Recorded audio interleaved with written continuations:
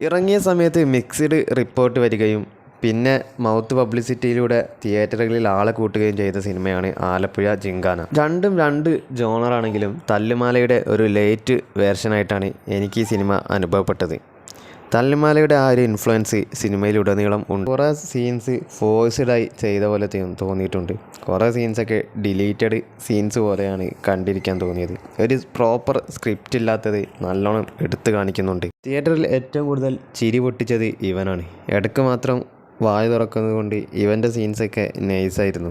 ഇങ്ങനെ ഇടയ്ക്കിടയ്ക്ക് ഓരോ സീന് വന്നാണ് പടം മുന്നോട്ട് പോകുന്നുണ്ട്. ആ ഒരു ഓളത്തിൽ തിയേറ്ററിൽ മാത്രം വർക്കാവുന്ന ഒരു സിനിമ ആയിട്ടാണ് പേഴ്സണലി തോന്നിയത്. ഒരു പ്രോപ്പർ സ്ക്രിപ്റ്റ് ഇല്ലാത്തത് ഇടയ്ക്ക് എടുത്തു കാണിക്കുന്നുണ്ടെന്നാലും അതിലേക്കൊന്നും നമ്മളെ കണ്ടിരിക്കുന്നവരുടെ മൈൻഡ് പോകാതെ നിർത്തുന്ന ഖാലിദ് റഹ്മാൻ മാജിക്, അതാണ് ഈ സിനിമയുടെ വിജയം എന്ന് പറയുന്നത്. പിന്നെ ചെറുതിൻ്റെ സീന്, ലുക്മാൻ്റെ ആ ഇഷ്ടിക സീന്, ദീപക്കേട്ടൻ്റെ ഫൈറ്റ് പോർഷൻസ്, ഇവയൊക്കെയാണ് സിനിമയിലെ ഹൈ മൊമെൻറ്റ്സ് എന്ന് പറയുന്നത്. ഏതായാലും ഒരു കാര്യം ഉറപ്പാണ്, ഇനിയൊരു പ്രോപ്പർ സ്ക്രിപ്റ്റ് ഇല്ലാതെ ഖാലിദ് റഹ്മാൻ സിനിമയുമായി വരില്ല.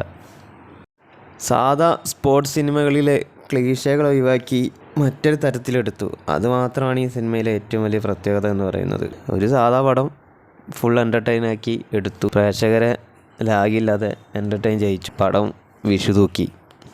അതാണ്